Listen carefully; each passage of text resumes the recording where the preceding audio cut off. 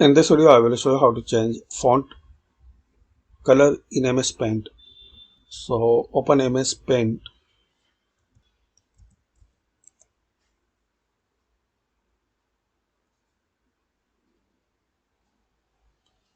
Now select the text and write anything here.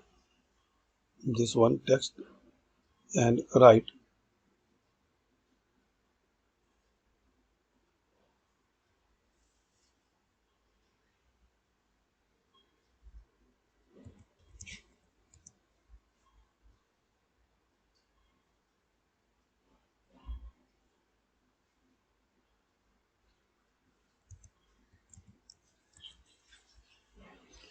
Select it, and to change the text color, you can select any color.